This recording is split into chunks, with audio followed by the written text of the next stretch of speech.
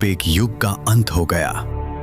इधर श्री कृष्ण का अंतिम संस्कार हो रहा था और उधर द्वारका विनाश की ओर बढ़ रही थी।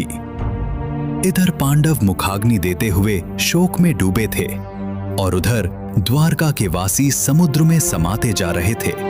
राजधर्म के पालन हेतु रुक्मिणी स्वयं आगे बढ़ी। इसी बीच पांडवों ने श्री कृष्ण के दिव्य हृदय को जलधारा में प्रवाहित कर दिया था। लगता है कोई अनहोनी निकट है, हमें सतर्क रहना होगा। अर्जुन तीव्र गति से दौड़ते हुए द्वारका जा पहुंचे।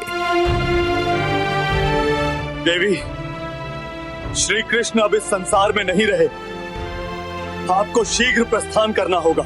ये क्या हो गया प्रभु, मुझे यूं अकेला छोड़कर कैसे चले गए?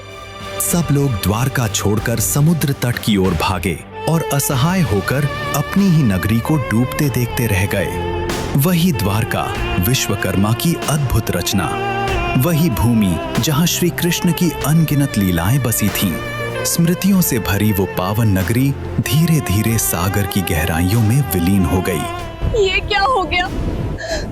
सब कुछ समाप्त हो गया। पहले राधा और अब श्री कृष्ण भी चले गए। अब इस संसार में रहकर मैं क्या करूंगी? प्रभु, मुझे भी अपने साथ ले चलिए।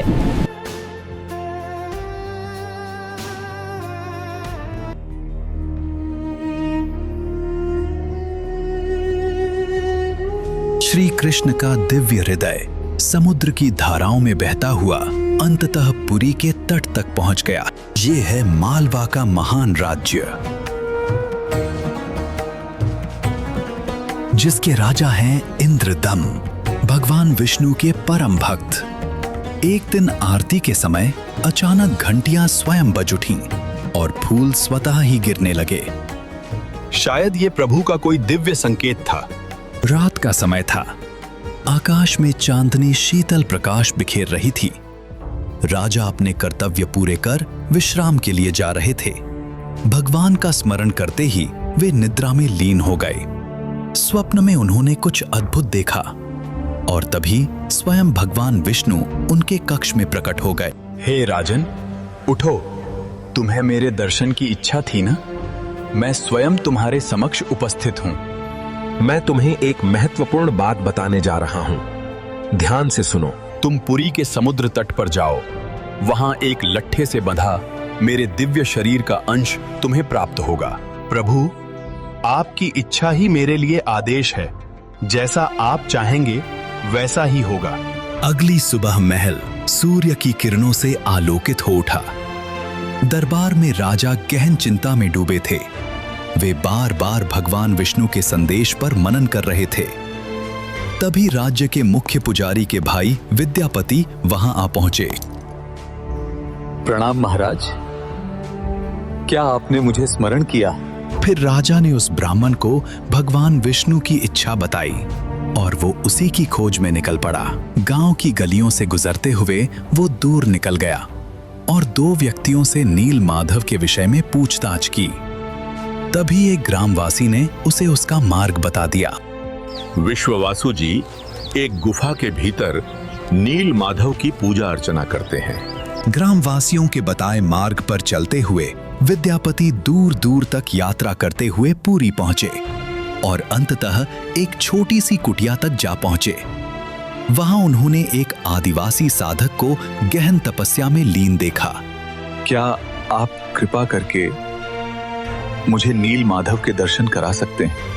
मार्ग का रहस्य सुरक्षित रखने के लिए विद्यापति की आंखों पर पट्टी बांध दी गई और उन्हें उसी अवस्था में नील माधव के दर्शन कराए गए। 2 दिन बीत गए।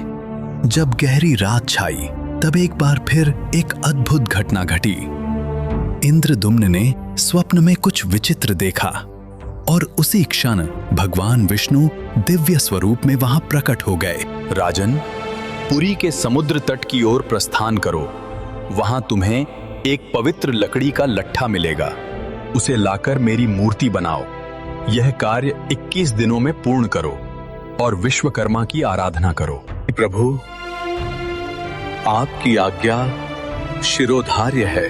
सभी लोग पुरी के समुद्र तट की ओर दूर तक बढ़ते चले गए।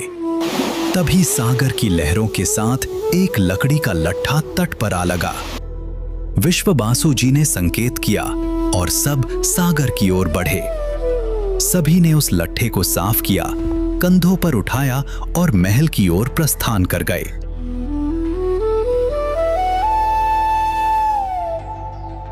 महल के एक एकांत कक्ष में उस लट्ठे को मूर्ति निर्माण के लिए स्थापित किया गया।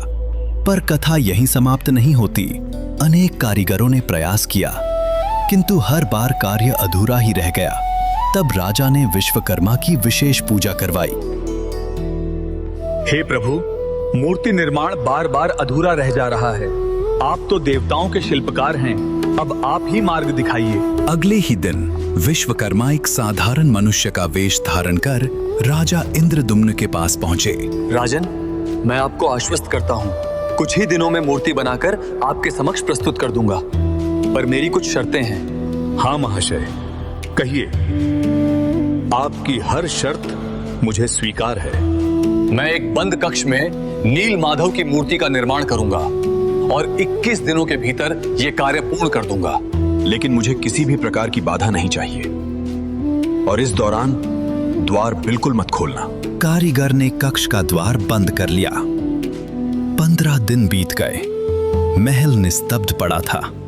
उसी दिन एक विचित्र घटना घटी। महारानी गहरी चिंता में डूब गईं। बेचैनी में वे आकर उसी द्वार के पास खड़ी हो गईं। अंदर से कोई आवाज क्यों नहीं आ रही? कहीं कारीगर के साथ कुछ अनहोनी तो नहीं हो गई?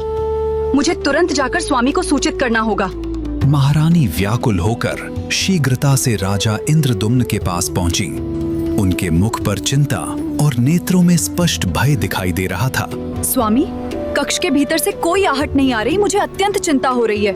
कहीं कारीगर के साथ कोई अनहोनी तो नहीं हो गई? कृपया आप द्वार खोलिए। किंतु महाशय ने स्पष्ट कहा था कि द्वार न खोला जाए, कहीं ये कोई अशुभ संकेत न बन जाए। पत्नी की व्याकुलता देखकर राजा स्वयं को रोक न सके। उन्होंने सैनिकों को आदेश दिया और द्वार खुलवा दिया। राजा ने चारों ओर दृष्टि दौड़ाई और कारीगर को खोजने लगे। तभी सामने लाल वस्त्रों से ढकी एक अधूरी सी आकृति दिखाई दी। राजा इंद्रदुम्न ने वो वस्त्र हटाया और उसी क्षण सभी के सामने लकड़ी की छोटी छोटी मूर्तियां प्रकट हो गईं। परंतु वे अभी भी अधूरी थीं। ये प्रभु की कैसी अद्भुत लीला है कि हमें आपके इस दिव्य स्वरूप के दर्शन प्राप्त हुए। आप तो समस्त जगत के नाथ हैं। आज से प्रभु के इस दिव्य स्वरूप को जगन्नाथ के नाम से जाना जाएगा।